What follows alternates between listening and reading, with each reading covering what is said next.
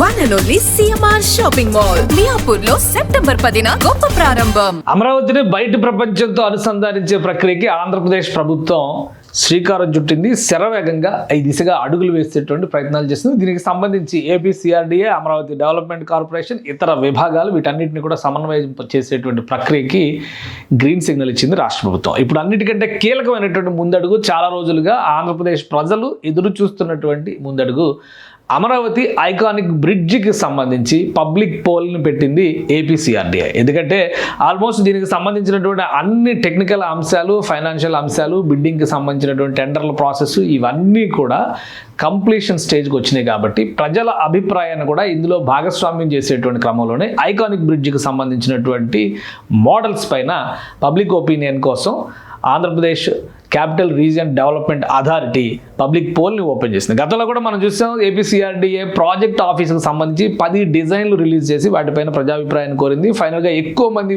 Vote వేసినటువంటి డిజైన్కి ఆమోద ముద్ర తెలిపింది. ఆ డిజైన్లోనే ఇప్పుడు ప్రాజెక్ట్ ఆఫీస్ కంప్లీషన్ స్టేజ్లో ఉంది. ఇక 2 విషయాలు, నేషనల్ హైవే NH-16కి కనెక్ట్ చేసే విధంగా అమరావతిలో నుంచి వెళ్ళేటువంటి విజయవాడ వెస్ట్ బైపాస్కి సంబంధించినటువంటి రహదారి విస్తరణ ప్రక్రియ శరవేగంగా సాగుతుంది. అటు హైదరాబాద్ హైవే అంటే NH-65కి కనెక్ట్ అయ్యే విధంగా ఐకానిక్ బ్రిడ్జికి సంబంధించినటువంటి అంశాలని ఫైనలైజ్ చేస్తోంది ఏపీ సర్కార్. సో ఈ క్రమంలోనే ఒక పోలింగ్ పెట్టింది, పబ్లిక్ పోల్ పెట్టింది. ఇది ఏపీసీఆర్డీఏకి సంబంధించినటువంటి అఫీషియల్ వెబ్సైట్. ఇందులో Amaravati iconic bridge, Andhra Pradesh government proposes to connect Amaravati to Hyderabad highway corridor. ఇది చాలా ఇంపార్టెంట్, ఎందుకంటే హైదరాబాద్ నుంచి మచిలీపట్నం వరకు వెళ్ళేటువంటి ఒక మహా రహదారి. అది 6 వరుసల రహదారిగా ప్రస్తుతం విస్తరించేటువంటి ప్రక్రియ జరుగుతోంది.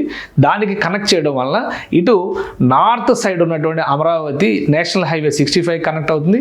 అటువైపు సౌత్ సైడ్ నుంచి చూస్తే కనుక NH-16 అంటే వైజాగ్ చెన్నై లేదా కలకత్తా చెన్నై హైవే కూడా అమరావతి కనెక్ట్ అయ్యేటువంటి అవకాశం ఏర్పడుతుంది. సో ఇప్పుడు ఈ ఐకానిక్ బ్రిడ్జికి సంబంధించి తెలుగు, ఇంగ్లీష్ 2 భాషల్లో కూడా పోల్ పెట్టారు.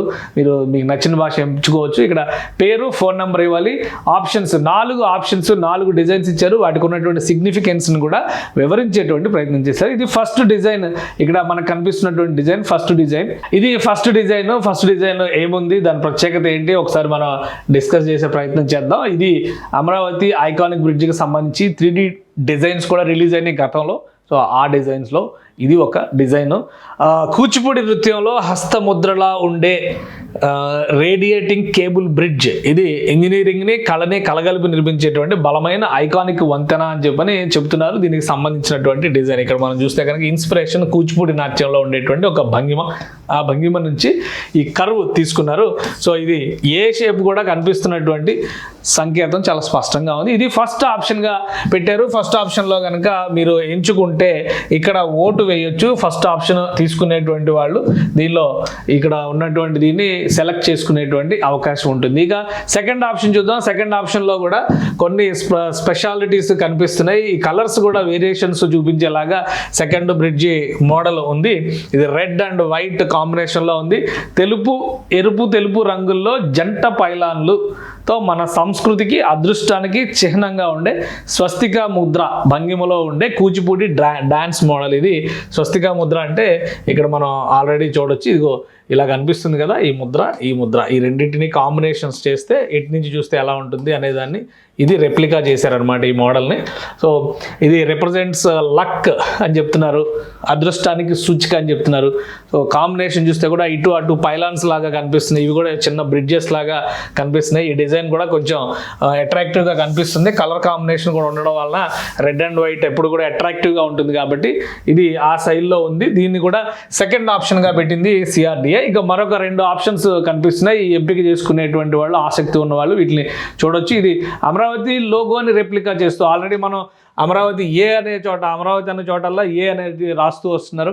సో ఆ ప్రాజెక్ట్ ఆఫీస్ డిజైన్ కూడా ఈ టైప్లోనే డిజైన్ చేశారు. ఇక్కడ రిఫ్లెక్షన్ కూడా చూడొచ్చు, మన రివర్స్లో కూడా కనిపిస్తుంది. సో ఈ బ్రిడ్జ్ ఫ్లాట్గా ఉంటుంది, కొన్ని చోట్ల ఈ తీగల వంతెనతో ఇలా అనుసంధానిస్తారనమాట. ఇది ఆకారంలో అభయముద్ర, శాంతికి చిహ్నంగా ఉండేలాగా అభయముద్ర తరహాలో దీన్ని డిజైన్ చేశారు. సో ఇది కూడా కూచిపూడి నృత్యం నుంచి ఇన్స్పైర్ అయి తీసుకున్నటువంటి డిజైన్లో ఒకటిగానే మనం చూడాల్సి ఉంటుంది. ఇక 4వ డిజైన్ ఒకసారి చూస్తే ఇది డిఫరెంట్గా కనిపిస్తుంది. కొంచెం డిజైన్ మోడల్లో చూస్తే పైన అంటే ఆకాశంలోకి వెళ్ళిన తర్వాత రెండు చేతులు ఇలా కలిపినట్టుగా ఉండేటువంటి భంగిమ కనిపిస్తుంది. కూచిపూడి నృత్యంలోనే కపోత ముద్రలో చేతులు ఎత్తి అభివాదం చేస్తున్నట్లుగా ఉండే ఐకానిక్ వంతెన. సో దీన్ని ఒక డిజైన్ అన్నిటికీ కూడా ఒక కామన్ ఏంటంటే ఐకానిక్ బ్రిడ్జ్లో తీగల వంతెన తరహాలో ఈ డిజైన్స్ అనేవి అన్నిటికీ కూడా కామన్గా ఉన్నాయి. సో ఈ ముద్రలన్నీ కూడా ఈ తీగలు కనిపిస్తున్నాయి కదా, అన్నిటికీ అలానే కామన్గా ఉన్నాయి. మధ్యలో ఫ్లాట్గా ఉంటుంది. బ్రిడ్జి 5 కిలోమీటర్ల పొడవున నిర్మిస్తారు. 5 కిలోమీటర్ల పొడవున నిర్మిస్తున్నటువంటి నేపథ్యంలో కొన్ని చోట్ల అంటే ఒక డిజైన్లోనే ఫిక్స్ చేస్తారనమాట. ఇక్కడ సింగిల్ పిల్లర్స్ కనిపిస్తున్నాయి, ఇక్కడేమో వైడక్ట్స్ లాంటివి కనిపిస్తున్నాయి, మధ్యలో ఇక్కడేమో ఇది కనిపిస్తుంది. సో ఇవి అక్కడక్కడ ఇవి వస్తాయి అనమాట. ఒక మొత్తం టోటల్ 5 కిలోమీటర్ల బ్రిడ్జ్లో 10 మోడల్స్ ఇట్లాంటివి రావచ్చు. సో దీన్ని దృష్టిలో పెట్టుకొని ఈ 4 డిజైన్స్ని కూడా రూపొందించారు. మీరు ఓటు వేయాలనుకుంటే కనుక ఈ 4 డిజైన్స్లో ఒకదాన్ని ఎంచుకోవచ్చు. టైం ఇంకా ఫిక్స్ చేయలేదు, క్లోజింగ్ టైం ఇంకా ఫిక్స్ చేయలేదు కాబట్టి ఇది చేయాలనుకుంటే కనుక డైరెక్ట్గా ఇక్కడ ఒక ట్రయల్ వేద్దాం మనం కూడా. ఎందుకంటే అమరావతికి సపోర్ట్గా మనం కూడా ఒక ట్రయల్ వేద్దాము. సో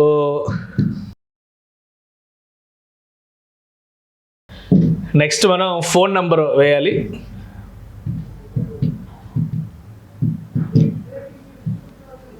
సో ఇది ఇందులో ఏ డిజైన్ మీకు నచ్చింది అనేది కూడా మీరు ఓటు వేయచ్చు.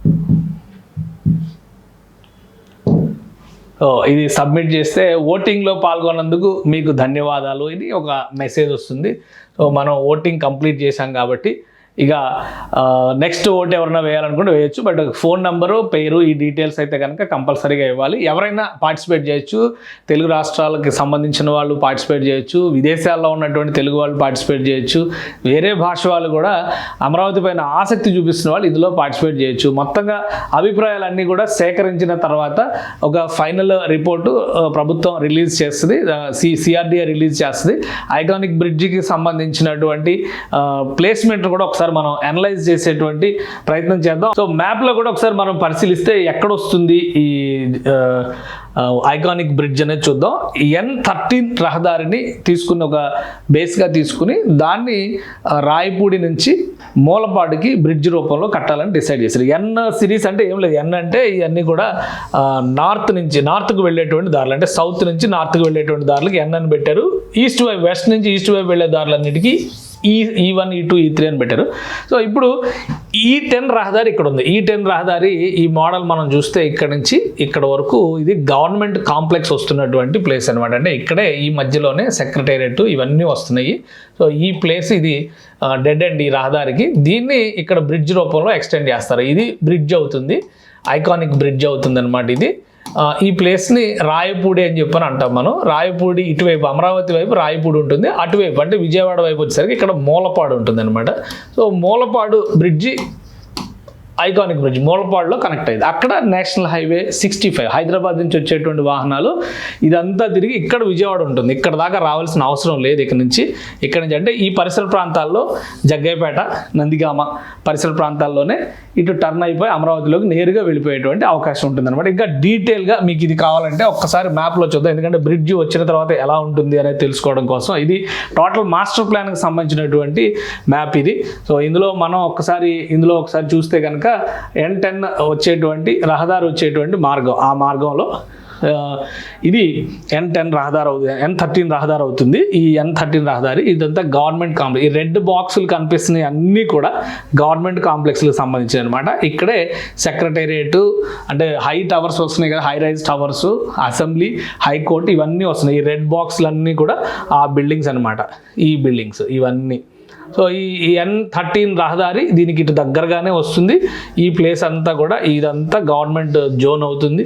ఇవన్నీ కూడా ఈ వాగులకు సంబంధించినటువంటి కాలువలు వాటిని డిజైన్ చేశారు. ఇది ఒక జంక్షన్ పాయింట్ అవుతుంది. N13 అనేది ఒక కీలకమైనటువంటి రహదారి అవుతుంది అనమాట. సో అందుకనే దీన్ని బ్రిడ్జ్ రూపంలో ఇక్కడ దాకా కనెక్ట్ చేయాలి. ఇది మాస్టర్ ప్లాన్ ఇప్పుడు తయారు చేసింది కాదు, అప్పుడు తయారు చేసిన మాస్టర్ ప్లాన్లోనే ఇది ఉంది. ఎందుకంటే అమరావతిని ఇతర ప్రపంచంతో కనెక్ట్ చేయాలంటే కృష్ణానదిని దాటడం అనేది అనివార్యం. అందుకని కృష్ణానది పైన ఐకానిక్ బ్రిడ్జ్ ఒకటి ఉంటుంది, మరొక 4-5 బ్రిడ్జ్లు కృష్ణానదిని క్రాస్ చేసే విధంగా మాస్టర్ ప్లాన్లో డిజైన్ చేశారు. మీకు అప్పుడు చేసిన డిజైన్లో మీకు చూపిస్తే ఇది వైట్ కలర్లో ఉందంటే ఇక్కడ బ్రిడ్జ్ వేయాలని ప్రపోజల్ ఉన్నట్టు, ఇక్కడ ఒకటి వైట్ కలర్లో ఉందంటే ఇది బ్రిడ్జ్ వేయాలి. ఫస్ట్ ఐకానిక్ బ్రిడ్జ్ ఇటువైపే ప్లాన్ చేశారు కానీ అవ్వలేదు. ఇప్పుడు పవిత్ర సముద్ర సంగమం దగ్గర నుంచి అక్కడ వేరే బ్రిడ్జ్ ఇంకోటి కట్టాలని కూడా భావిస్తున్నారనమాట. సో మొత్తం మీద ఇక్కడికి వస్తుంది కాబట్టి, ఈ ప్లేస్ దగ్గరకు వస్తుంది కాబట్టి, ఈ రాయపూడి దగ్గర ఉన్నటువంటి ప్లేసెస్ ఇక్కడ కొన్ని పట్టా ల్యాండ్స్ అవి కూడా ఉన్నాయి. వాటి భవిష్యత్తు ఏంటి, అక్కడ ఏమైనా అభ్యంతరాలు ఉన్నాయా, బ్రిడ్జ్ నిర్మాణానికి ఏమైనా ఆటంకాలు ఉన్నాయా, అవి కూడా అన్ని అధ్యయనం చేశారు. త్వరలో అక్కడ ఉన్నటువంటి వాళ్ళందరినీ సురక్షిత ప్రాంతాలకు తరలించడం ద్వారా పనులు ప్రారంభించేటువంటి అవకాశం ఉంటుంది. మొత్తం మీద మీరు బ్రిడ్జికి సంబంధించినటువంటి ఒపీనియన్ పోల్లో పార్టిసిపేట్ చేయొచ్చు. బ్రిడ్జికి సంబంధించినటువంటి క్లారిటీ కూడా ఏపీసీఆర్డీఏ ఇచ్చేసింది అతి త్వరలో, అంటే 3 నుంచి 6 నెలల్లో. ఎందుకంటే ప్రొసీజరల్ ప్రాక్టీసెస్ ఉంటాయి కాబట్టి అవన్నీ కంప్లీట్ చేయడానికి 3 నుంచి 6 నెలల సమయం పడుతుంది. ఆ తర్వాత భూమి పూజ చేసి బ్రిడ్జ్ పనులు మొదలు పెడతారు. నాకున్న అంచనా ప్రకారం దాదాపు 3 సంవత్సరాలు టార్గెట్ ఇచ్చేటువంటి అవకాశం ఉంది. అంటే 2028 నాటికి ఐకానిక్ బ్రిడ్జ్ని అందుబాటులోకి తీసుకొచ్చేటువంటి ప్రయత్నాల్ని కూటమి ప్రభుత్వం చేస్తుంది.